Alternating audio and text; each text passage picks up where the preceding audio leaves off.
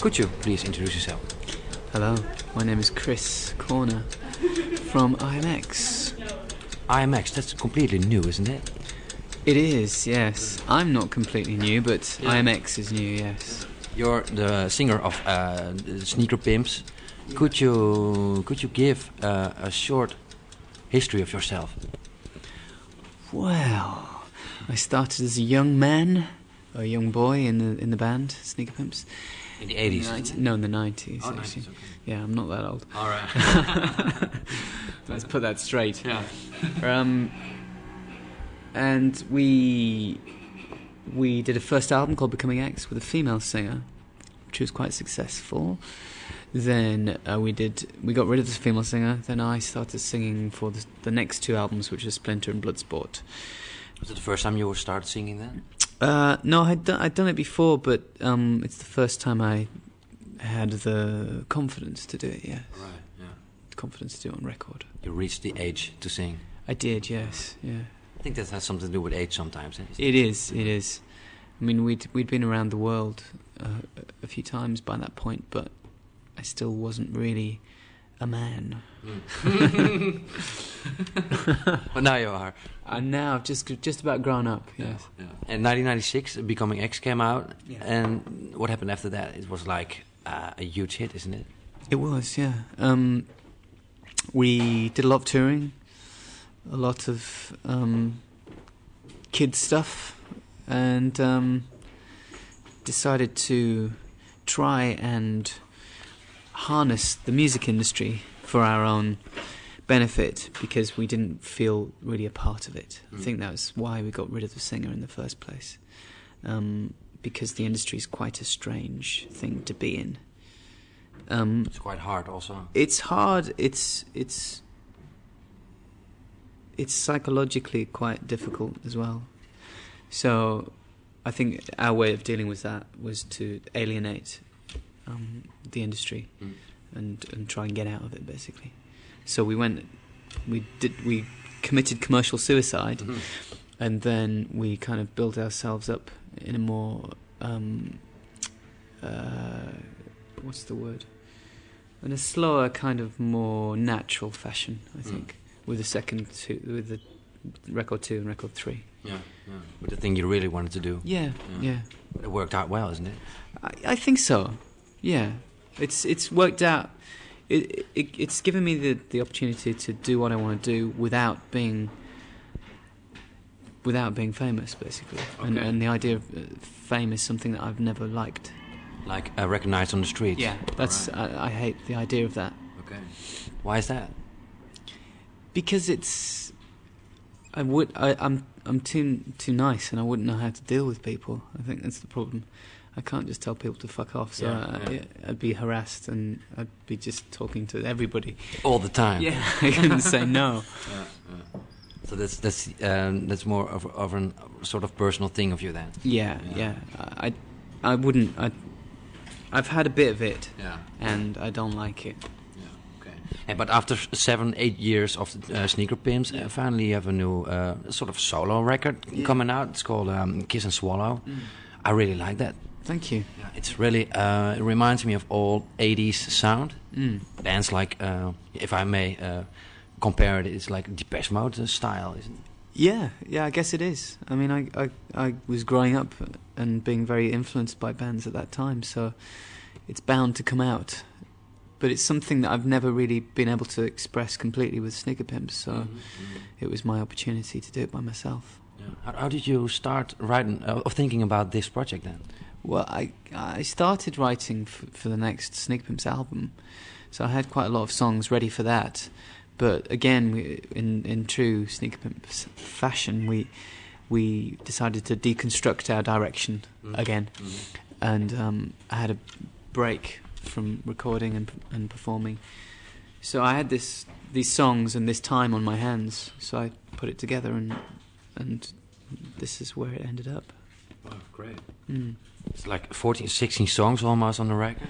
Yeah, there's lots of material, and there's still lots more. I don't know, stuff that was bursting to get out. Yeah. You Stick It In Me. Is that the single that then? one? No, it's not. No. But it's one of my favorites already. That's good. Yeah. I think that's one of my favourites actually. All right. You're the first person to like that. Well, not like it, but you know, to see that as a single. Okay. Yeah. How did you come up with that song, for instance? Then? It came from the idea of voodoo, actually. It's not a sexual reference. It's actually pins and needles. More like revenge style? Yeah, kind of, yeah. With a slightly sexual overtone. But I wanted to do a song with the woman kind of singing in quite a low voice and me singing in a really high voice. Yeah. So there was a slight ambiguity to, you know, the sex, and it was kind of androgynous and but again quite hateful, I guess. Yeah. Okay. Isn't it the lyric wise on the new record? Isn't it like a more personal style of you? Yeah. Because you can finally say everything you really want because it's your own album. It is. Yeah. Everything I really want is not really the term. It's more being free to explore. I think that's the main thing, and not compromise, because you know, in a group of people you compromise a lot, and you also you know, you can also come up with stuff you'd never come up with yourself. But it's quite nice to just be completely free and feel my way emotionally through a project, and explore my own mind, which is quite a scary place to be at the moment. Oh yeah. Yeah. Hey, but how did you start then? Because you were on your own, and you have to make all these songs on your own, and then making the music on your own. I think so. Did you have any help? No. The only there was a few backing vocals. There's a couple of lyrics here and there, a few phrases, and I collaborated on maybe one or two tunes. But generally, the most of it was just me. I think that I'm slightly obsessive and a bit of a control freak. All right. So it wasn't hard for me to do it. I think the hardest thing was accepting the project when it was done. Yeah. I kind of finished it, completed it, I got through it, and then deciding whether it was worth doing anything with. That was the hardest part, I think. Isn't it hard to really finish a song? Like, okay, it's finished, but it can be better. But it is hard. That was a learning process for me, because in the past we've always had somebody else at the end of it to kind of finish it off. Well, we produced but co-produced, you know, and there's always been somebody else that would say, okay, this is shit, that's good, do this, do that. But no, I had to do everything, and it's quite hard, I think. I'm learning to do it, and it's quite a constructive thing to do. Would you do it again? Yeah, I want to do it again. Yeah. I really want to do it. I'm starting on the next album now, but Jesus, the first one has to come out. I know, it's not even out yet. But I did it, you know, maybe sort of 4 or 5 months ago. So I've been setting up all these different territories, deals, independent deals. So each of them have different release dates. All right. Okay. How were the first reactions on this one then?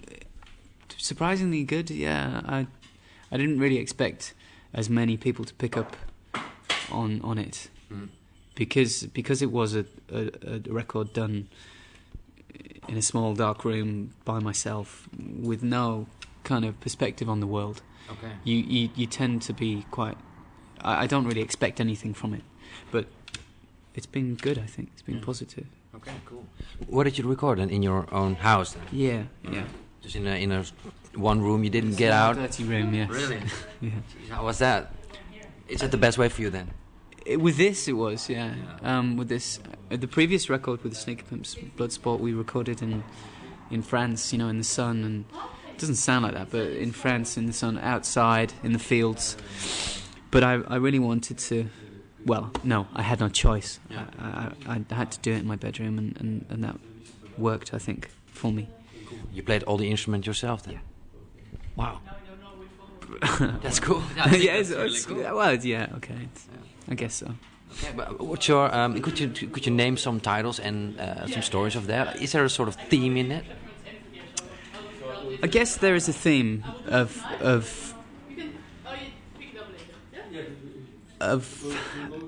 romance, death, sex, the usual stuff, really. But it's a very specific it kind of reflects the way that I made it, and it was a time where, you know, I was going out and getting fucked up and ending up in situations with loved ones and people I didn't know, and just quite a messy time. All right. And a lot of that came out on the record, so it's quite anxious, and yeah, quite claustrophobic, I think. Yeah. And that's kind of where I was at that time. Is it better now than in that situation, if I may ask? Yeah, I think so. Yeah, I hope so. but it is. Do you think you have to go through such a thing, such a? No, I don't believe that. I had this question recently. You're the second person to ask it, and I believe that if an artist is good and he's good, he doesn't have to get fucked up to you know, have something to write about. You know, everybody says, okay, well, it just happened. Bands have to take drugs to do this. They have to go through shit to do. Because that's a part of being a rock star. Yeah, well, it might be part of being a rock star. It doesn't mean it's part of making good music, and Right. I think you have to be good in the first place. Sometimes, you know, it can. If you're lucky and everything comes together at the right time, it can help. But I wouldn't say that you know, I would have done this without if I wasn't in that headspace anyway. Okay. I would have done something. It might not have been as good, but I don't know. That's negating everything I've said. Yeah. Was it all? Did it all happen in London then? Yeah. Okay. Well, I was travelling quite a bit as well, so it was kind of a come down from travelling and then ending up in London, which I find quite a tense place. It makes me quite anxious. I live there, but I don't particularly want to live there at the moment. So I think this is me escaping that as well. Yeah. Okay. What's the vibe then in London, music wise then? Music wise, it's always quite healthy, I guess, because there's just a lot of competition and lots of people are in bands and lots of people are doing art and. They're looking at you like I'm better than you. Yeah. There's a lot of competitive. Yeah. But I don't. I've never really I've never really been a part of that kind of UK scene. Yeah. Is it then difficult to talk to other musicians or artists? Well, it's the people that I mean. My friends are all musicians and all artists, but I've come to kind of have relationships with them naturally without. I haven't sort of. It's just happened. It hasn't been kind of constructed through some kind of music ties or anything. It's more about just them being friends, and now that we're finally starting to work together and do things together. So I kind of got to know them as people before I'd do anything musically with anyone really. Okay, cool. Hey, IAMX, where does the name come from? Because we think it's from becoming X, and now you're that's R. part of it. Yeah. Part of it is the reference to becoming X and actually achieving this goal, I guess, which was we were obsessed with X as this symbol of I don't know, art, life, whatever, just this Give it a name. Abstract, anything. But whatever is the most meaningful to you at that time, and IAMX was me growing up, I guess, and becoming a solo artist is quite. It's a huge learning curve, and it does make you into a man. Especially when you have to tour like 18 months to the US. Yeah. Oh God, yeah. That's hell, isn't it? I don't know if that's going to happen again. I'm not going to allow that to happen. What happened? Oh, that was the first. The Sneaker Pimps' first album was just intensive touring. That was part of the reason why we kind of self-destructed as well. Like as a band? Yeah. Because we weren't really built for it, not that intensively, you know. What happened then? We just Played shitty places and stuff. Well, yeah, I mean they got better and better and better, but even when you know things were really good, or you would think they were really good, it's quite a cliche, really. But you know they weren't particularly good. Psychologically, we weren't very. We were pretty weak, and I don't think we handled the pressure of it very well. Yeah. Okay. So you did tour for like 18 months then? Yeah, You yeah, did, yeah. That was in this. You survived. Yeah, just about, just about. Yeah. Okay, cool.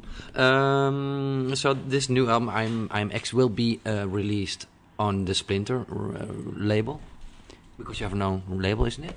I have. We still have, but I'm not going to release it in the UK for a while. I think because I've got so many other different things happening.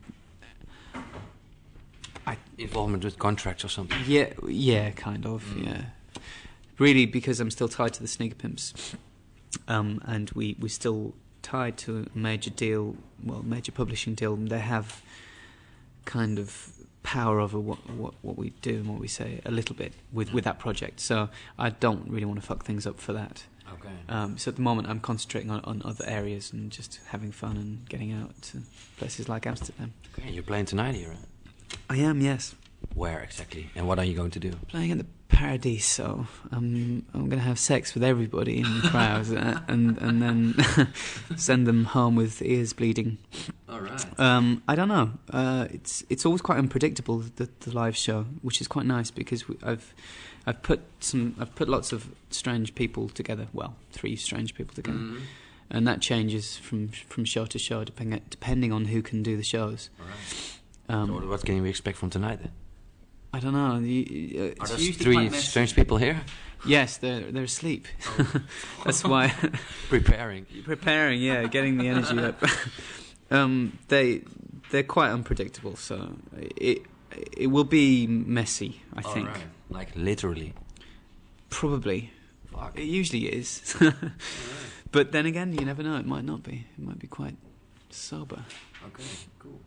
Hey, are there any guest appearances on your record? Because I read something.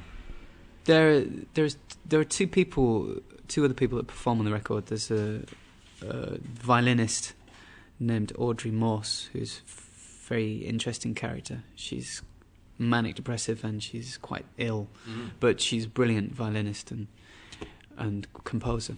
She arranged some strings for one of the tracks called Your Joy Is My Law. And another performer was Sue Denham from a band called Robots in Disguise, which I produce as well. She did some vocals for me. Yes. Cool. Okay. Thank you. On which song was that?